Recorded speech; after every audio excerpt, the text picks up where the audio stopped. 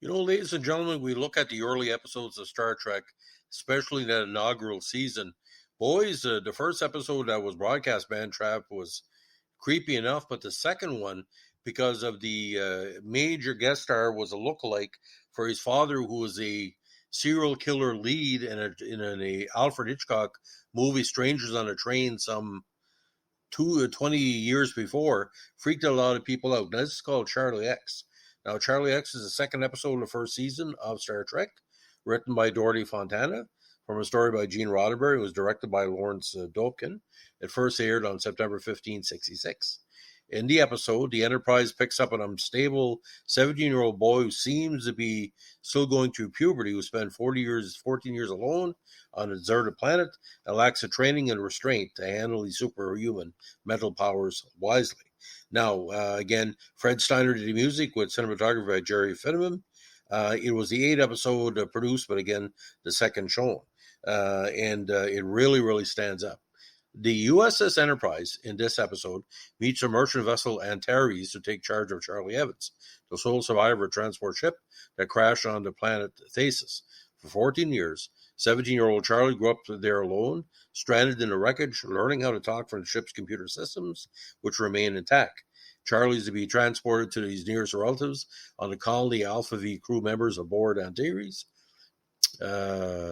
They speak praises about Charlie, but seem pleased to see him removed from their ship.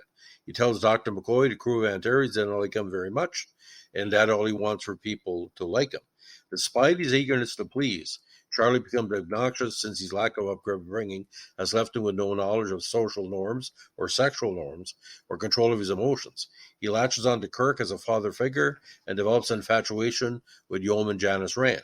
He demonstrates extraordinary powers of telepathy and matter transmutation, though the crew initially fail to recognize the cause. Charlie meets Rand in the recreation room where Mr. Spock plays a Vulcan Lorette, and Lieutenant Uhura suddenly starts singing. Charlie is annoyed with being a subject in Uhura's performance, as well as with Rand paying more attention to the song than to him, so as he causes Uhura to temporarily lose her voice and Spock's instrument to malfunction. Now, when the Antares is nearly out of sensor range, it transmits a verbal message to the Enterprise. The message is cut off before it can convey a warning. Scanners eventually show that the Antares has been reduced to debris. And Charlie said, well, the plate on the ship was about to go, but, pretty well was going to happen. Now, Kirk tries to teach Charlie martial arts. Sam, Kirk's trained partner, laughs at one of Charlie's falls, and Charlie makes him vanish. Shocked, Kirk calls for security guards to escort Charlie to his quarters. Charlie makes all phasers on the ship disappear, but ultimately yields to Kirk's order to return to his quarters. Records show that Charlie's abilities are the same as those as the rumored Thasians, but a medical examination McCoy conducted when Charlie came on board confirmed that he's human. Charlie admits he used his powers to remove a vital component of the Antares. Frustrated at the adversarial turn in the relationship with the crew, Charlie breaks out of his quarters and beginning to use his powers on the crew, changing their physical forms or freezing them according to his whim. In a very interesting scene, he makes a woman's face disappear, and another one he changes a young woman to an old woman. Now, when Rand resists these romantic advances and slaps him, the attempted rape, he makes her disappear. When Kirk demands to know if Rand is dead or alive, Charlie refuses to tell him. Now, realizing Charlie's powers are too great to be controlled, Kirk opts to divert from Alpha 5 so as to at least keep Charlie away from a civilized world, where he would wreak havoc. Charlie discovers Kirk's plans and takes control of the Enterprise. Speculating that controlling the Enterprise may sap Charlie's energy and power, Kirk orders all the ship's systems to be activated and attacks Charlie. Though his hypothesis proves incorrect, it distracts Charlie from fleeing a Thasian ship that had been pursuing him.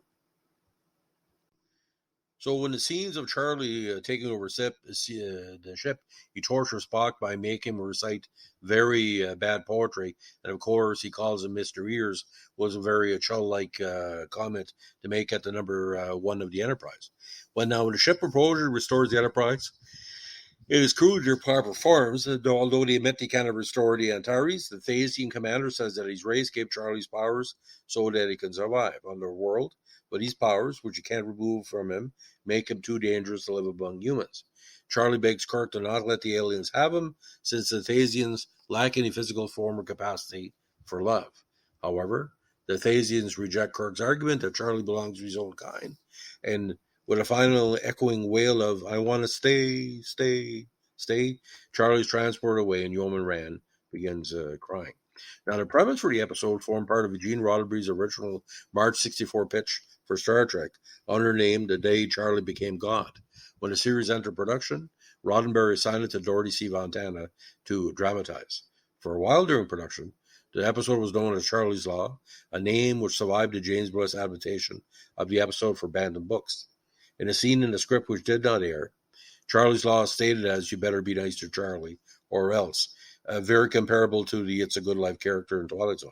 Now, Gene Roddenberry made an uncredited audio cameo as a cook or mess officer who exclaims that the turkey-shaped meatloaf of the galley ovens has turned into real turkeys.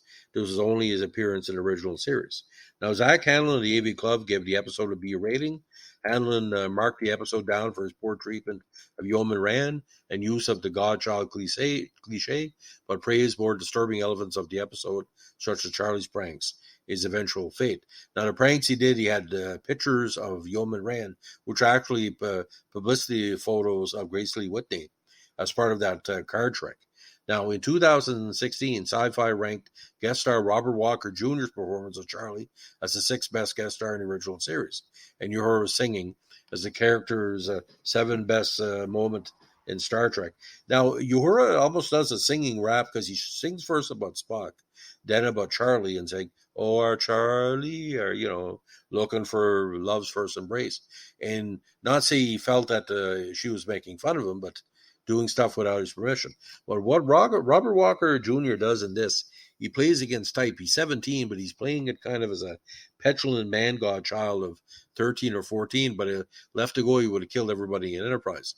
Now, it's funny this character, or the Thasians, were not talked about in future Star Trek series or movies or whatever. Be interesting to see why they decided to not give him a helper on the planet rather than giving him powers. It makes absolutely no sense, unless that's just the way they are. But you look at the aliens on the planet where the Klingons and the Federation were trying to take it over, and what they could do. Like a lot of the times in Star Trek, there's no explanation why an alien race acts the way they do. It's just a plot device to save money or whatever. But for me, this is a 4-star episode, and I tell you why.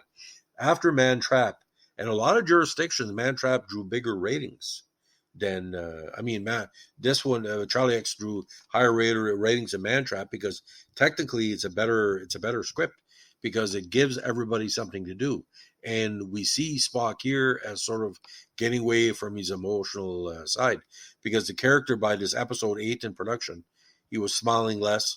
I think he only had 1 or 2 smiles, but it was more just a gentle reaction rather than emotional, overdone. But if you see this for the first time, and you notice, like I said, if you're a Hitchcock fan, because his father's an actor, and the way he was adopted, that's a whole different ballgame altogether. It was part of a Hollywood scandal how he was adopted, and he later showed up in Easy Rider of all things, but that's another story for another podcast. So, ladies and gentlemen, if you like what we're doing with our Star Trek podcast, especially the early episodes, we're going to go through the first 10 or 15 over the next couple of weeks in celebration of the summer of Star Trek. Let us know what to like, comment, subscribe, or share. The reason why we're doing this, Patrick Stewart's new book is pretty well nearing release, so we want to give something to the total Star Trek fans. And, of course, William Shatner, I think he's turning 91 or 92 very soon, so that's another one. So, and as he's a fellow Canadian, I'm always plugging Star Trek. So, again, you like what we're doing here, give us a like, comment, subscribe, or share. And don't forget, requests to our channel are always greatly appreciated and always highly considered. Thanks for listening. Bye.